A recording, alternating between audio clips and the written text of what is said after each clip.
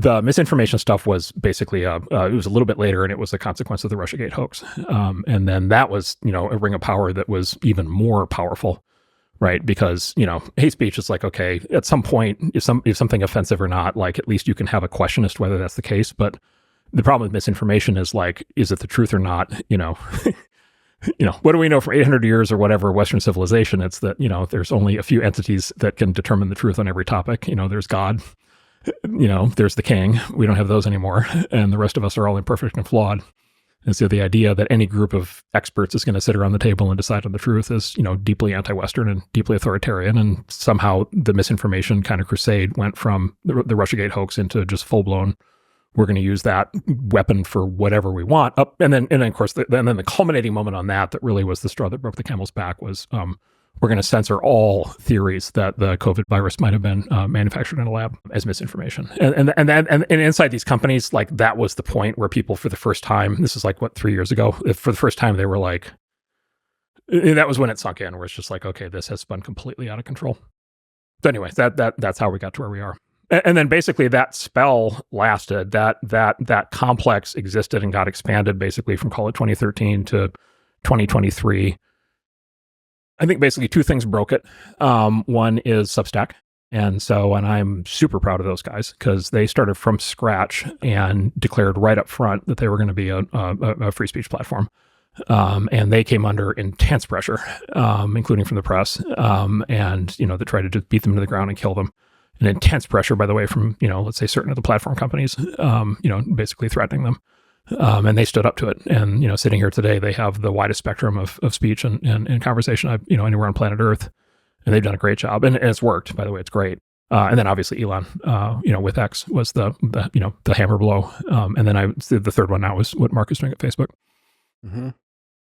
And there's also like singular moments. I think you've spoken about this, which like Jon Stewart going on Stephen Colbert and talking about the lab leak theory. Yes. There's certain moments that just kind of shake everybody up. The right person, the right time, it's a wake-up call. So that there, and I will tell you, and I should say, Jon Stewart attacked me recently, so I'm not that thrilled about him. But I would say I was a long-run fan of Jon Stewart. I watched probably every episode of The Daily Show when he was on it for probably 20 years. But he did a very important public service, and it was that appearance on the Colbert Show. And I don't know how broadly this is, at the time it was in the news briefly, but I don't know if people remember this, but I will tell you in the rooms where people discuss what is misinformation and these policies, that was a very big moment. That was probably actually the key catalyzing moment. And I think he exhibited, I would say, conspicuous bravery and had a big impact with that. What for people who don't recall what he did, and this was in the full blown, like you absolutely must lock down for 2 years. You absolutely must keep all the schools closed. You absolutely must have everybody work from home. You absolutely must wear a mask, like the whole thing. And one of those was you absolutely must believe that COVID was completely natural. You must believe that. And not believing that means you're a fascist Nazi Trump supporter, mega evil QAnon person, right? And that was like uniform. And that was enforced by the social media companies.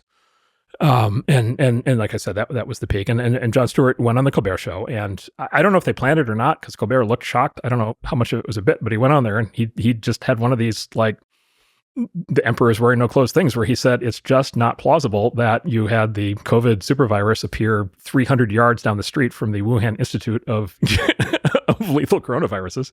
It's just not plausible that certainly that you could just rule that out. And then there was another key moment, actually, the more serious version was, I think the author Nicholson Baker wrote a big piece for New York Magazine. And Nicholson Baker is like one of our great novelist writers of our time. And he wrote the piece and he did the complete undressing of it.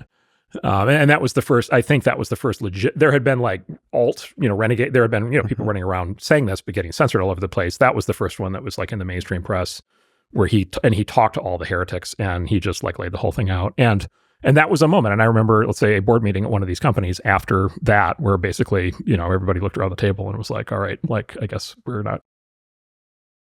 don't need to censor that anymore. And, and then of course, what immediately follows from that is, well, wait a minute, why were we censoring that in the first place? And okay, and then, the downstream, not that day, but the downstream conversations were like, okay, if we made such a giant, in retrospect, if we all made such a giant collective mistake censoring that, then what does that say about the rest of our regime? And I think that was the thread in the sweater that started to unravel it. I should say it again. I do think that the Jon Stewart appearance and the statement he made was a courageous act. Yeah, I agree. And I think we need to have more of that in the world.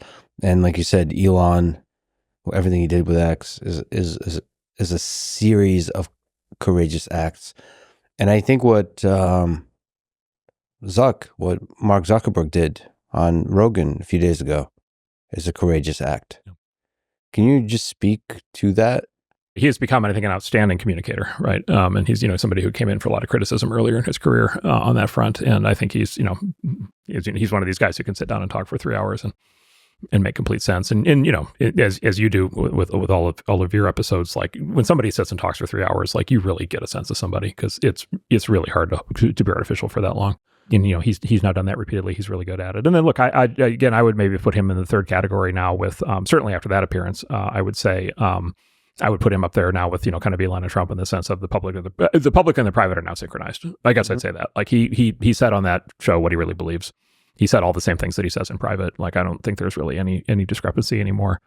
I would say he has always taken upon himself a level of obligation and responsibility to running a company the size of Meta and to running services that are that large. And I think, his conception of what he's doing, which I think is correct, is he's running services that are bigger than any country, right? He's running, over 3 billion people use those services. And then, the company has, many tens of thousands of employees and many investors, and it's a public company, and he thinks very deeply and seriously about his responsibilities. And so, he has not felt like he has had, let's just say, the complete flexibility that Elon has had. And, people could argue that one way or the other, but he talked about it a lot. He's evolved a lot. A lot of it was he learned a lot. And by the way, I'm going to put myself right back up there. Like I'm not claiming any huge foresight or heroism on any of this. Like I've also learned a lot. My views on things are very different than they were 10 years ago on lots of topics. And so, I've been on a learning journey. He's been on a learning journey. He is a really, really good learner. He assimilates information, as good as or better than anybody else I know. The other thing I guess I would just say is he talked on that show about something very important, which is when you're in a role where you're running a company like that, there are a set of decisions that you get to make, and you deserve to be criticized for those decisions and so forth, and it's valid.